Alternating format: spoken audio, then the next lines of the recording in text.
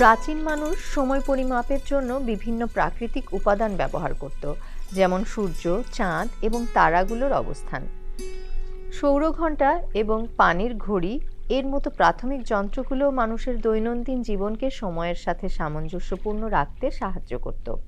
সৌরঘণ্টা সাধারণত দিনের আলোতে সূর্যের ছায়া ব্যবহার করে সময় পরিমাপ করত। মধ্যযুগে ১৩০০ শতাব্দীতে ইউরোপে প্রথম মেকানিক্যাল ঘড়ি তৈরি হয়। এই ঘড়িগুলো পা চালিত বা জল চালিত ছিল এবং সময় পরিমাপের জন্য ঘণ্টার কাঁটা এবং ডায়াল ব্যবহার করা হতো। এটি মূলত চার্চের টাওয়ারে স্থাপন করা হতো, যাতে সবাই সময় জানতে পারে।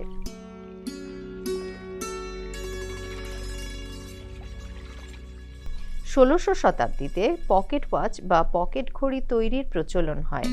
১৫৭৭ সালে সুইস ঘড়ি নির্মাতা পিটার হেনলেন প্রথম পকেট ঘড়ি তৈরি করেন, যা মানুষের হাতে নিয়ে চলা সহজ হয়েছিল।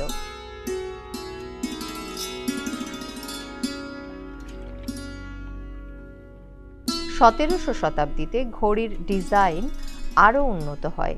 কাঁটার মাধ্যমে সঠিক সময় জানানো শুরু হয়।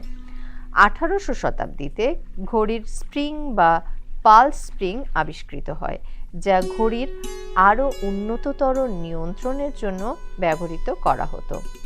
এর ফলে ঘড়ির আয়ু বৃদ্ধি পায় এবং সেটি আরও সঠিকভাবে সময় পরিমাপ করতে সক্ষম হয়।